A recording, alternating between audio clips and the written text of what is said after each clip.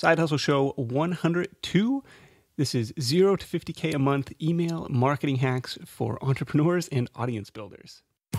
Welcome to the Side Hustle Show, where aspiring part-time entrepreneurs learn how to turn their side hustle dreams into reality. Because your 9 to 5 may make you a living, but your 5 to 9 makes you alive. And now, your host, Nick Loper.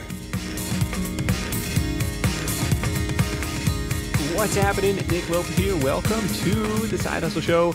This is episode 102, email marketing hacks for entrepreneurs and audience builders. And we'll hear how my guest, Dan Faggella, used these tactics to grow his business in the martial arts industry from 0 to 50K a month and beyond. Now we're talking list building from scratch, connecting with power players in your industry, Dan's autoresponder scripts, and more. So last week, like I said, a little bit soft, right?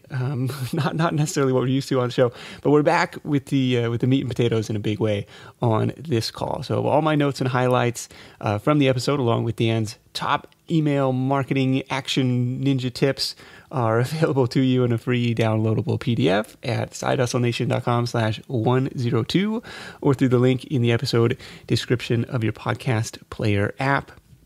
News and updates before we get into it.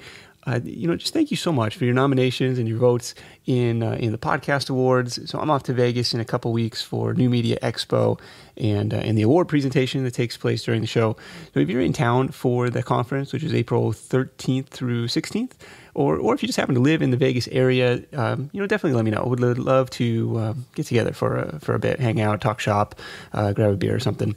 And actually heading back from Phoenix this afternoon from another conference, I was invited to an Infusionsoft conference, I should say, on a press pass, which is the first time for me to ever be considered press. I'm not an Infusionsoft customer, but perhaps one day I will be. So very nice of those guys to fly me out, put me put on a good show. And actually today is my anniversary. It's our anniversary, April 2nd. So Bryn, if you're listening, happy anniversary. She doesn't normally listen to the show, so we can talk about her all we want. We started dating in 1999, so we're up to 16 years, as I like to call it. This is the halfway mark, the 50% anniversary, as I'm 32. Yes, 32, going on 33. We've now been together for half of our lives. All right, mushy stuff is over. Let's get on with the action. Hey, Dan, welcome to the Side Hustle Show. Thanks, Nick. Glad to be here, brother.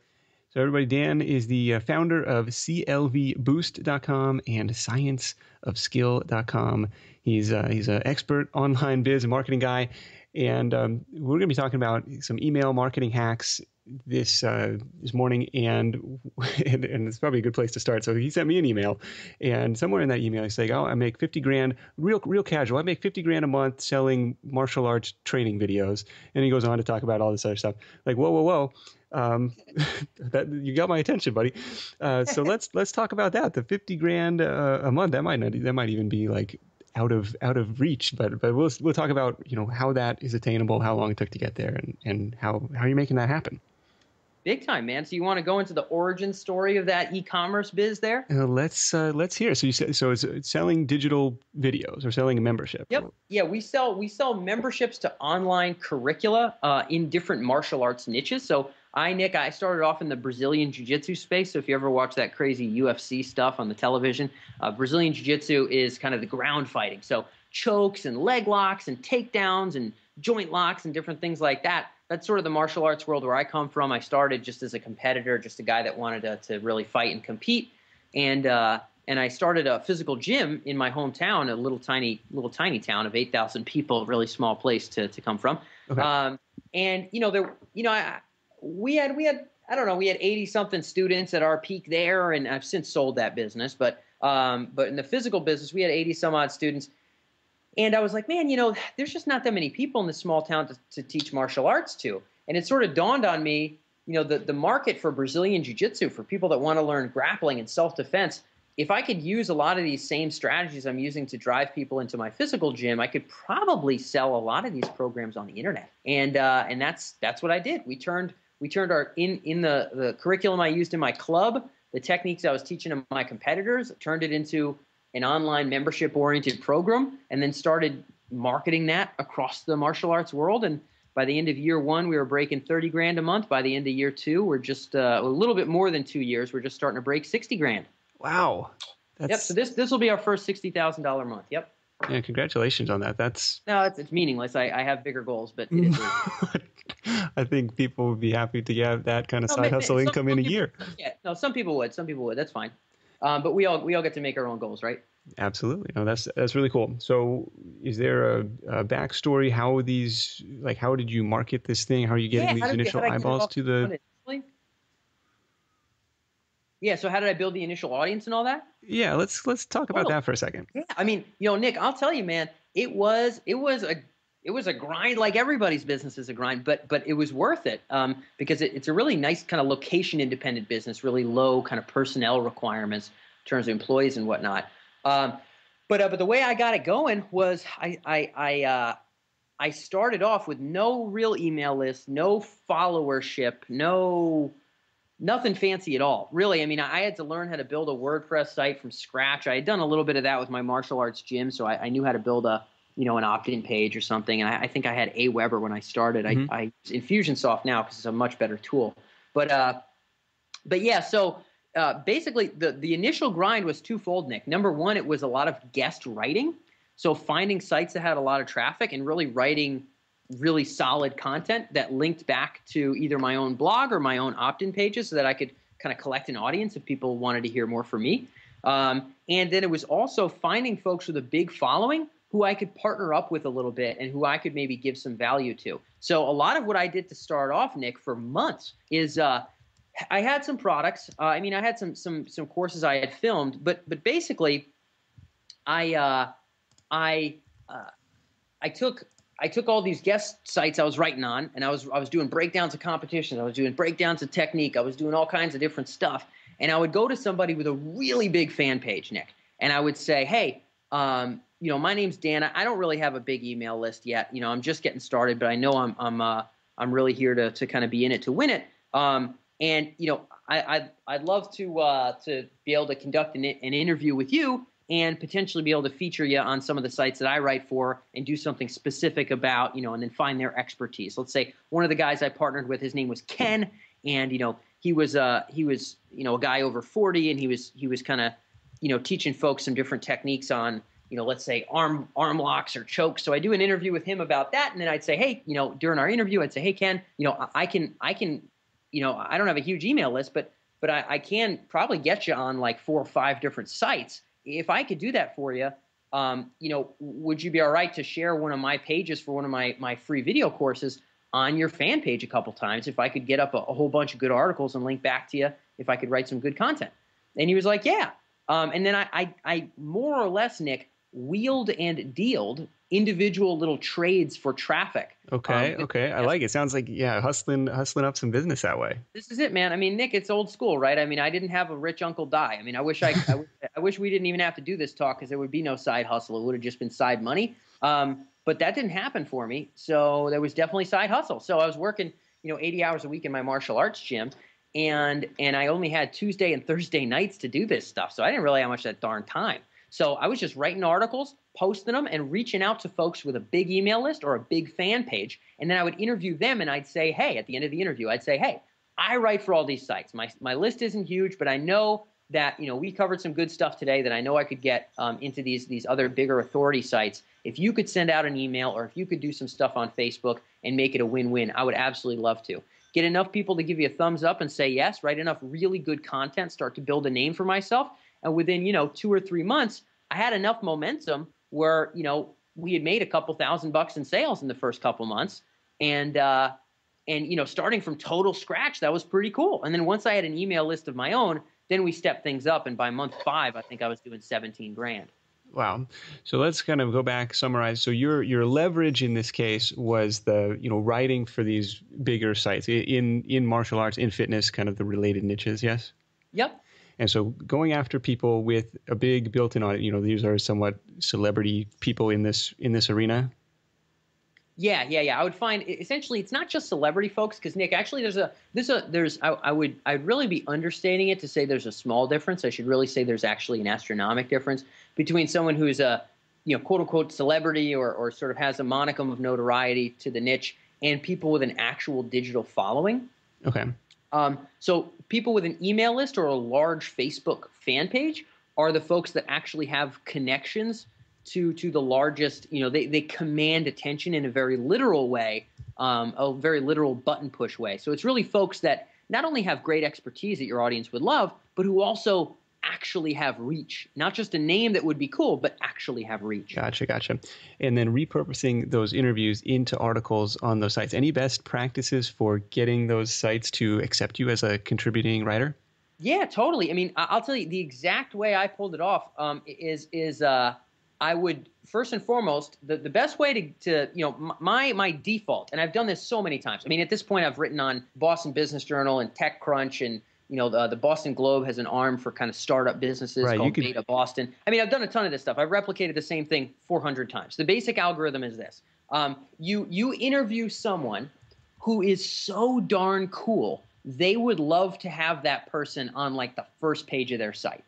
That's generally the best way to go about it. Is you want to interview somebody, not somebody that's kind of well known, not somebody that they might have heard of. Find the biggest name guy, do a great interview. Not only one, Nick, not only one that is related to related to what they cover. So let's say, TechCrunch, they cover a lot of cool tech stuff. So if I interview 3 or 4 different CEOs of augmented reality companies, that stuff's kind of gaining some traction. It seems kind of cool. So that's sort of in their wheelhouse. But in addition, it's really nice when you can do it about something that's recent, because a lot of these sites are looking for news, and you have a better chance of getting coverage when it's news. If you have a general article about some general insights, it's less appealing than if you talk about the biggest transitions in this industry in the last year, or if you talk about why this winter was a game changer for such and such, or if you talk about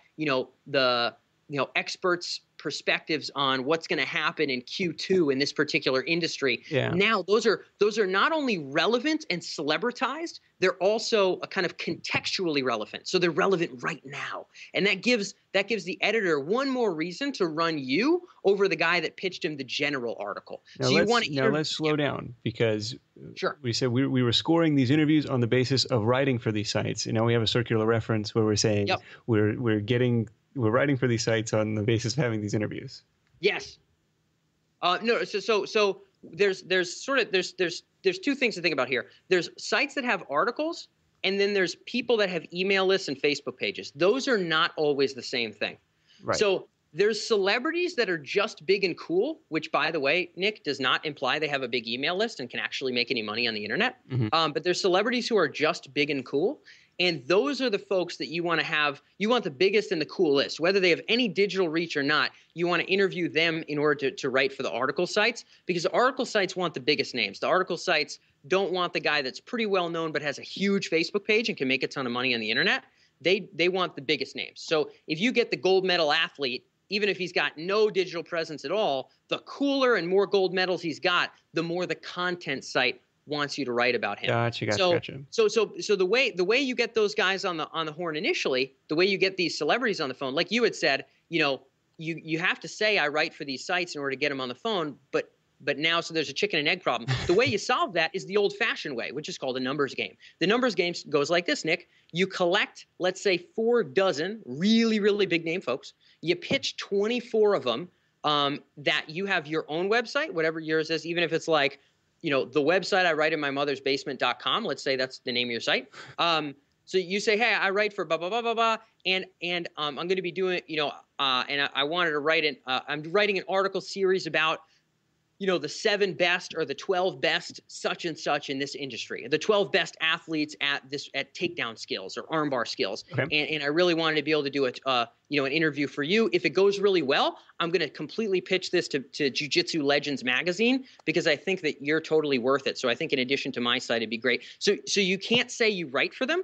but you can say you're going to pitch it to them. So in the beginning, You just numbers game the fact that you're a scrapper, you're a hustler, you're dedicated to great content, and you want to feature them on your site, which you can guarantee, and that you're going to pitch the other sites. So before you can actually say, I write for, you say, I'm going to pitch to. And you're still going to get a lot of wins there. You're still going to get a lot of wins and a lot of people to pick up the phone. Okay, cool. Yep. Okay, so that's kind of, I really like that way too, and that could work in any niche, in any vertical. So really cool stuff. All day, man. Again, from TechCrunch to Jiu-Jitsu Legends magazine, same darn strategy. Hit up 24 big celebs. You're going to get a couple emails back. You get something timely and super relevant and useful, and then you put together some great articles, and then hit up the blogs. Yep. Okay, let's shift into the email marketing stuff. Sure. So first step is getting people on your list. How are you incentivizing that? Yeah, it sure is. So first and foremost, you'll want to get yourself some degree of some kind of a blog site. Most folks who are tuned in right now, having some degree of presence in terms of actual articles and legitimate content will be helpful and useful. But in addition to that, Nick, if you want to build an email list, you've got to get a really good reason for people to subscribe to your email list. So I'll give you a little bit of an idea of how we had gone about this in the martial arts space. And again, for CLV Boost in terms of email marketing, I mean, we've done this for clients in the software world, in the physical therapy world, every imaginable business we work with. But in the martial arts space specifically, my value proposition was I'm a light guy. I weigh about 128 pounds.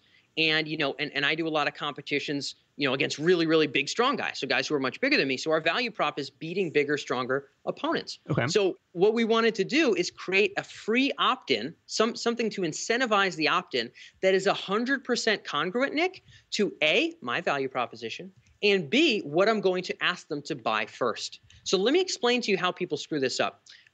Oftentimes, people will say, oh, man, I'm going to sell like this supplement online. I'm going to get them to opt in for a free ebook about like mental performance or something, and then I'm going to sell this mental performance supplement.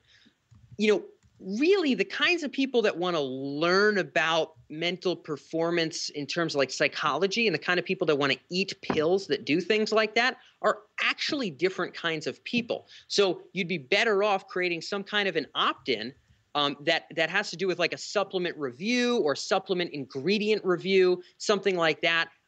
Because anybody that opts in to learn about chemicals that they can eat that will improve their performance is actually the kind of person that might pull out their credit card and buy your supplement. So you need your initial free opt-in, your ebook, your video course. I don't care what it is, Nick. I literally don't care.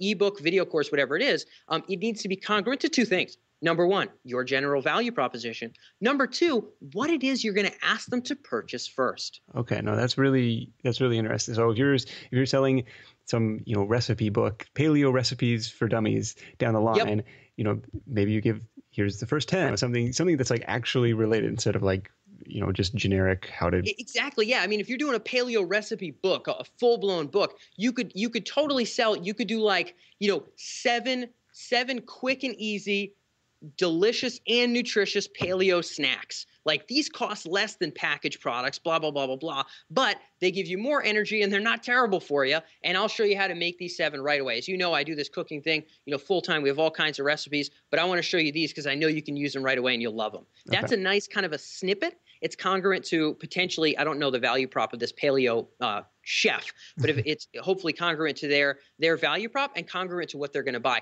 It's not, what can I do? Let me just put up an ebook of some kind to get somebody to opt in some way, because then I'll somehow be able to email them and they might buy. We need that free thing that they're reaching out for and grabbing with their hands to be very similar to the same kind of reason that they would use to reach out and grab whatever you're going to ask them to purchase. So we need a very congruent opt-in. So for me, it was a 3-video series about how to submit, chokes and joint locks and those kind of things, bigger and stronger opponents, techniques that had shown themselves to be useful in real competitions at a black belt level to beat bigger, stronger guys, and explicitly how to do those techniques. So if you're opting in to learn videos to beat bigger, stronger opponents, do you think you're somewhat likely to pay money to learn from a video course on how to beat? Yeah, I mean, it's very, very congruent, right? Yeah, the next step, yeah. It's a pretty straight line there. So it's not like, I got them to opt in for jiu-jitsu leg workouts or a jiu-jitsu nutrition book, and then we're totally going to sell them on techniques. It's like, well, no. I mean, even if you got more opt-ins for those kind of things, if you don't have a particular product line that's going to be very, very congruent with that freebie offer, you really want your freebie to be congruent to A, your value prop, B, your first pitch. I like it. I like it. Cool. Glad that was useful. So what happens next? Yeah. So ultimately from here, Nick, really we'll want to be able to set up some kind of autoresponder sequence. So if I have here's the mental exercise I'll have your listeners tune into. And everybody who's tuned in, I've been in their shoes. So I was doing the side hustle when I was an undergrad, competing nationally in jiu-jitsu and then doing school all darn day long and then starting a jiu-jitsu gym out of the back of a carpet store. That was my side hustle back then. And then when I went into e-commerce, I was going to graduate school, running a full-time martial arts academy, speaking, and then on the side trying to do this e-com thing. So I've been always figuring this out with a fraction of my attention. But now that I've put that fraction of my attention on this for 2 years, I've kind of figured out some of the nuances. The exercise that you really ask yourself, and this is what I ask myself constantly when I'm working with myself or with clients at this point, is if someone were to opt in for X, I don't know what your X is, Nick, but let's say if you have an X and somebody opts in for your ebook, in a very ideal universe, what is it? You know what you're trying to sell them. What would they be communicated in those next 2 weeks in order to incentivize them to purchase your X or your Y, your actual paid product? So if every single person could be put in an imaginary magic wonder world where they were sent the precise messages that were most likely to incentivize a purchase, what would that actually look like? What would be communicated to them? What would they be convinced of? How could you educate them? What would you share with them that would actually incentivize that purchase as much as possible? And then you want to actually build that into an autoresponder sequence. The difference between a new Facebook follower, Nick, and a new email subscriber is a new Facebook follower will see whatever you post next. You know what I mean? Mm-hmm. While a new email subscriber might get just whatever your next newsletter is, whatever it is, doesn't matter. Yeah, whatever my next newsletter is. Hey, Billy, you've been here for 2 days. Here's my next newsletter. Right. He could get that, or he could get what we refer to as an autoresponder. You can do this with very simple software like Aweber, or I'd actually recommend a software called GetResponse for anybody who's tuned in right now, or ActiveCampaign for anybody who's tuned in right now. I recommend those actually a lot more than Aweber and MailChimp. I could go into why, but just quick notes. If people want to actually be online marketers, I recommend those tools. It's slightly better than the kind of default. All right, I'm on Aweber. It's all good. No hate, Nick. No hate. I mean, I could go on and on for days. I think Aweber's just fine, but it's not just fine if you're looking for like serious ROI. But yeah. So you want to be able to now construct the perfect chain of communication to sell whatever it is that you want to sell based on what they opted in for. Now, the two ways that people really screw this up is they send like 3 emails total, and they have maybe one of them that actually has an opportunity to sell. Emails will only get opened like your first, let's say 14 emails. Everybody who's tuned in right now, I mean, there's some rare exceptions, but basically everybody who's tuned in right now, unless you're selling some kind of super personalized, like very professional, like wiggle your tie kind of consulting to Fortune 500s or something where you really have like a really high touch, really personalized individual service, not an e-commerce product, then maybe you wouldn't do this. But if you're selling anything where someone can add to cart, you ought to be having every single day for the first 2 weeks kick out an email. Every day. Go ahead and sign up for Audible or Amazon or Wayfair, any of these e-commerce giants that are doing $1 billion, and see how many times you get emailed. You know what I mean? It's not once every 4 weeks. So email them every day. And number 2, you're only going to get maybe a 10 or 20% open rate on these things, Nick. So if you only have your pitch on email 7 of 10, then literally only 10 or 20% of people even have a chance of seeing the inside of that email.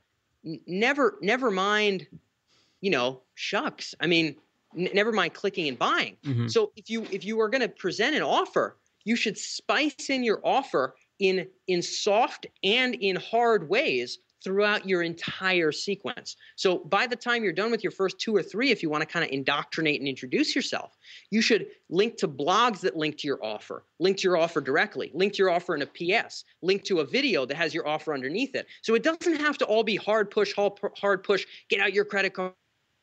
But as you're educating them, you need to leave that buying door open, Because if you send out one email, oh, this is my money email, this is the one, this will do it, that's not going to do it because only 10% of people even see it. So you need light exposure to your offer throughout your autoresponder, and you need at least 2 weeks of everyday emails in order to maximize kind of initial front-end e-commerce type sales. I could go on for days about all the ways I've run my face into a brick wall to learn these lessons, Nick, but I'll tell you right now, if you're asking people to add to cart on the internet and you don't have at least 2 weeks of everyday emails, I could make you more money by writing them. Yeah, and I trust that you guys have the data to back that up with the agency. Geez, 8 days a week, man. With what kind of content are you sending out in those 2 weeks? You mentioned some soft sells. You mentioned some harder pitches. Yeah, I mean, give me an example of something to sell, Nick. Let's use a hypothetical business so people can really kind of live through this a little bit. Give me something that maybe is, I don't know, maybe something you're working on or something that it would be a good example. Oh, you can go back to that paleo lifestyle, paleo cookbook recipe. Love it. Okay. So this person's selling a cookbook. One thing I would say, is this digital or physical? This is a digital product. Okay, digital product. One thing is, with very, very rare exceptions, you are way more likely to go broke trying to pay for your mortgage and your children's college education by selling one-off $17 digital courses than not. So if all you have is one product, you're usually in trouble. What I would tell that $17 product person is you need bigger and deeper offers on the back end. So if that's your first $17 product, that's fine. But we need additional courses, additional videos, additional ingredients, additional anything to supplement the back end. Okay. Because if we're done with people after they pay $17, we have a really horrendous, like almost offensively horrendous business model that's basically worthless. So essentially, if you're selling small ticket front end stuff, you need a suite of products. You need a suite of products in the back end. And you can make it so that as soon as they make their first purchase, you move them into a new autoresponder to sell higher ticket stuff. That's its own story. Very similar principles apply. I'll say one thing though, if all you have is one low ticket digital product, you're going to be very hard pressed to, pay for your mortgage. Never mind like make an extra $3,000 a month. So that's just one sidebar. But let's just say we're talking about that one front end sequence. What I will say is we do need more products if you actually want it to be a business, and we do need additional automation if you want it to be a business. But if we want to maximize front-end purchases, then yeah, initially the first 3 emails, Nick, might be, the first email. So anybody who's tuned in, I've run my face into the wall so many times, Nick. Oh my goodness, I'll tell you this. Like first email, I'll lay it on you straight. This is like stuff you got to do in your first email. You got to welcome them, say thanks. You got to give them whatever you promised. A lot of people forget that. They say they have an ebook and then it's like on email 3 of the autoresponder, but nobody appreciates that. They want to get what you said you would give them. So above the fold, which means in the top of the email in general, we want to link to what we had promised we would deliver on so that people know that we're the kind of person that will give them what they asked for right away. Mm-hmm. So we want to thank them and give them what they asked for. A lot of people forget that. It sounds really redundant, but a third of the time, it's not even the first email, never mind above the fold. So we got to give them that right off the bat. Then we want to pre-frame them, Nick. We want to introduce ourselves a little bit and pre-frame them on the benefits of staying subscribed and how awesome it's going to be to learn from us. So it's not just, hey, here's your thing. Thanks so much. Because then the next email, it's like, oh, well, why do I open the next email? Like, what am I going to get from you? We're going to pre-frame how we transform lives with paleo diets, how we've been able to create results, with folks all over the world, or how that's at least our mission, even if we don't have those results yet, and how in the coming few weeks, we're going to be, peeling back the curtain on, ways to both save money and eat healthier, with meals that take almost no time to prepare, that are 100% kosher in terms of kind of paleo principles, and how great the next couple of weeks are going to be, and yada, yada. So okay. we're introducing ourselves, what our passion is, and presenting the value of what they're actually going to learn. Does that make sense? Absolutely. And that's something that I could probably do a better job of. Like, why should you stay subscribed? What else can you look forward to? Okay. Yeah, people should be mouth-watering about what they can look forward to long term. And now here's another thing you want to throw in your first email, if you can, Nick, is you want to give them a reason to read even just the next email. So you want to give them the long term. Here's where you want to stay plugged into me. You want to stay plugged into me, Paleo Jeff, because I'm constantly coming out with new cool recipes, and we get stories from folks and subscribers all over the world who share ways to save money and eat healthier using the principles of paleo, and great recipes and diet stuff, and occasionally even exercise tips that'll kind of click in with that. And in addition, so you got your free ebook today. Tomorrow, I'm going to be showing you, three grocery store shopping tricks that I use to cut out the empty calories and spend less time in the grocery store, yada yada. This is going to help us a ton with our future recipes, and I think these are great tips for you to learn right away from me. Stay in touch, enjoy the ebook, and I look forward to catching you tomorrow. So now we've given them the long-term benefits, we've given them the why the heck you open my next email benefits, and we've introduced ourselves as an expert who's passionate. And we've also given them what we promised. That make sense? Absolutely. No, that's really, really good. Yeah, so stay tuned tomorrow for... Exactly. And you don't have to make it salesy and cheesy and kind of crap. But you get the idea. We at least want to give them a reason. You can make it cheesy, you can make it non-cheesy, however you feel like it. But you do just need to give them a reason. And that's not like because you're such a deceptive, horrible marketer. It's like because these people have lives and time and they don't like you yet as like a friend. So you actually need to convey real value. And that goes beyond marketing to like doing a really good job of actually giving value in your business. Makes sense to me.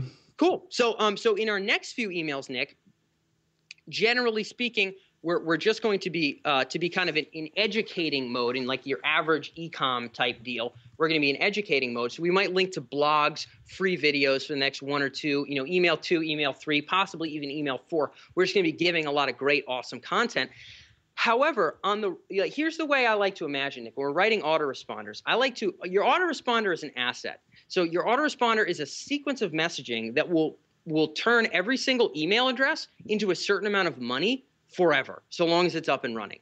So that's a really, really important asset. We want to think through that very hard. The frame I like to put my head in, I'm going to have everybody tuned in put themselves in this frame. If you have a marketing autoresponder sequence right now, put this frame on your existing sequence and ask yourself this question. Ask yourself, if somebody got this email and they were hot to trot to buy, in other words, their credit card was literally burning a hole in their wallet. Like they are so darn eager to buy. Today is their buying day. Like their wife called them fat maybe, and they want to buy something about, weight loss stuff or, new recipes. Maybe they just came back from a CrossFit class and somebody like really tooled them out on paleo and really got them souped up about really changing up their diet. Whatever the case may be, today is a motivated day, not a demotivated day, and this person's hot to buy. If they receive this email, maybe it's your second, maybe it's your third, maybe it's your 12th autoresponder email, could they buy? Yes or no? If the answer is absolutely no way to buy, in my opinion, you're doing something wrong. What I like to do, Nick, is if I'm linking to content on the right-hand side of that free, awesome blog post, I'll at least have the opportunity to put up a couple little banners for some of my books, products, courses, things like that are related to whatever that is. So if I have, let's say we're using a Paleo ebook man, ebook Steve. Paleo ebook Steve has an article about these grocery tips that we just talked about. He's got 3 basic principles that he follows to make sure he can save money and spend less time buying like the crap at the grocery store, not letting himself get pulled into that stuff. On the right-hand side, he can have a banner that links to his book, or at the very bottom of the article, he can say, and once your pantries are stocked with the healthy stuff, now we can really get down to business and start making some great recipes. If you guys haven't seen my full list of recipes already in my beginner paleo ebook, beginner paleo recipes ebook, go ahead and check it out here.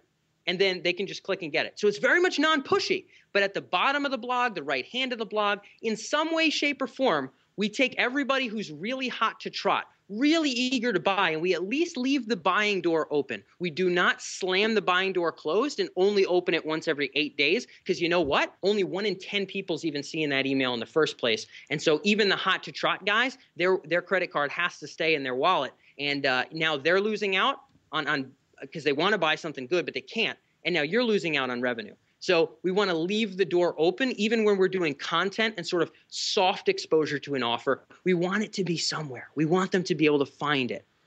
Yeah, so it sounds like you're not so much about like the big hyped up, open cart launch, close the cart, 2 days later. Yeah, you can, right? Like, it's fine. I'm not against Jeff Walker's stuff. I've done it. But what I'm saying is, for an autoresponder, you don't inherently need to. Okay. And it's also, and I don't believe in, like, I don't know, like, you know, an autoresponder that says something like, oh, you know, this page is going down tomorrow. It's like, man, if you're not taking down your page, like, don't say that. You know, you can say it's your last announcement, but don't say junk. So am I against doing like the, like, boom, hey, I just released this and I added these 2 things? No, I think you can do hard push emails, or quote unquote hard push emails, where you're actually letting people know, hey, look, here's a product. I think it's great because of this. It took me a long time to learn this stuff, and I think it's pretty darn good. You know, if you want to check out the full shebang, you know, get in on it here. You're going to learn my 9 best paleo desserts, which in and of itself is going to be, you know, worthwhile to check out. And otherwise, you get the entire book plus the recipe ingredient guide that I just added in. That I think you'll have a lot of fun with. Go ahead and check it out. So yes, spice in those emails. In my general autoresponder sequence, maybe 2 or maybe 1 out of 6 emails will be sort of harder push, and I roller coaster those. So I don't just do hard push for the first 8 days or something and then go light. I sort of roller coaster those. I make them, you know, sometimes hard, sometimes it's light.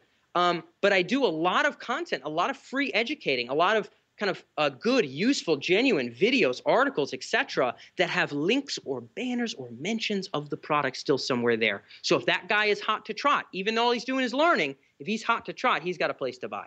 Yeah, no, that makes sense. Cool. So I do a little bit of both. But yes, do you need a Jeff Walker? Oh my goodness, this is brand new in the universe. No, you don't need that to sell. And you can have an autoresponder that sells a ton and does absolutely none of that. I think the earlier method you're describing will hit home with more people. It seems, I don't know. Do you, the other side of it is, do you get worried about sending every day like that? I can hear the pushback or the fear. Like I get too much email already. Like somebody sends me an email every day. I don't like it. I'm afraid of unsubscribes. I would encourage everybody who's tuned in right now to do this. Find somebody who's making a lot of money in e-commerce in your space, and then just sign up for their list. And if you know for a fact that this guy could buy a black Lamborghini with the money he's making from this business, and he emails like once a week, oh, okay, you know, go ahead and do it. But, you know, go to the survival space, the martial arts space. You know, again, go to Wayfair.com. Nick, by the way, quick sidebar, $1 billion business, okay? They sell home goods and things like that. They sell like chairs, like literal chairs, all right? Not ebooks. They sell chairs. I've been an affiliate for them in the past. Oh, great. So Wayfair.com. So, you know, businesses like that, you know, their volume's up there, because again, even when you do send out emails, a lot of them aren't getting open. So the kind of hard reality about the internet marketing space is the same people that are too shy to make a phone call to sell, like the kind of guys that couldn't hold a sales job, oftentimes will hold themselves back from sending out emails because they feel like it's just as intimidating. And that, you know, if like 1 in 200 people or 1 in 500 people says like, hey man, this is too much email, like that their tears start to well up and they start to sort of cry. And those aren't the right people to probably run businesses anyway, in my personal opinion. But well, it is the minority, but it's a vocal minority. Those are the people you hear from. What I would say is people who are out there who want to test it, you can test a 3-day everyday autoresponder followed by a once a month newsletter, or you can test a 14-day everyday autoresponder followed by a once a month newsletter. You can tell me your monetary ROI, and you can tell me how many adamant people really hate your guts as a person and really dislike your entire soul. And my guess is that the monetary stuff actually will sort of make up for all of that. So some people will be a little bit tentative. Again, part of that is like the same reason that some people can't, like, even if it's something they believe in, they can't call people up on the phone and close a sale. Like, it's just because they're not comfortable sort of selling. They're uncomfortable. In terms of general best practices for e-com and particularly internet marketing sales, you know, getting on them every day is what sort of the big boys are up to. And if that's like out of a personal fear, like you're going to be hurting other people's lives, like other people are going to suffer more because you're alive, I actually think you're really, really super duper wrong. Fair enough. Dan, thank you so much for joining me. I think you brought a ton of value, and definitely is making me rethink some of my email tactics, autoresponder tactics. I get that a lot. Yeah. And definitely some stuff that I know people will be able to chew on and implement in their own big time in their own businesses. So I guess I'll invite people to check you out at clboost.com and then scienceofskill.com for some of the Brazilian jiu-jitsu, the martial arts stuff. We'll wrap it up with your number one tip for Side Hustle Nation. Man, yeah. Number one tip from Side Hustle Nation, this was big for me in the beginning, whether it was my martial arts gym as a side hustle or the e-commerce.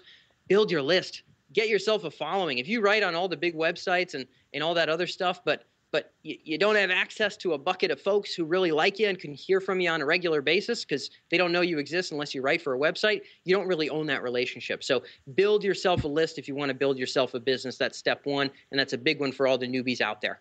Sounds good, man. We're going to have to circle back in a few months and do, version 2.0 on some of these advanced segmentation tactics and all the stuff we get into. But yeah, thanks so much. We'll talk to you soon. Of course, Nick. Thanks. This edition of the Side Hustle Show is brought to you by Lead Pages.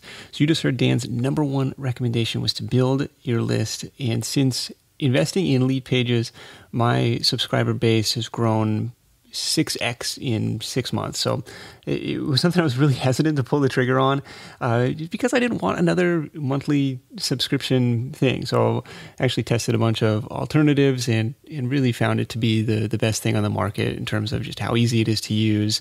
Their support was really helpful when I had questions, and the results really speak for themselves. So if you'd like to learn more about the software, let's set up a quick call, and I'm going to walk you through my process, show you how to get it all set up. So shoot me a note, nick@sidehustlenation.com, with the subject line Lead Pages, and we'll make it happen. This could horribly backfire. It's my first attempt with anything like this, but hey, it's another experiment. So we'll see how it goes. I've compiled all my notes and highlights from this call with Dan, plus his top email marketing tips in a free downloadable PDF for you at sidehustlenation.com/102 or through the link in the episode description of your podcast player app. Thank you so much for listening. Until next time, let's go out there and make something happen, and I'll see you in the next episode of The Side Hustle Show. Hustle on. Thanks for listening to The Side Hustle Show at www.sidehustlenation.com.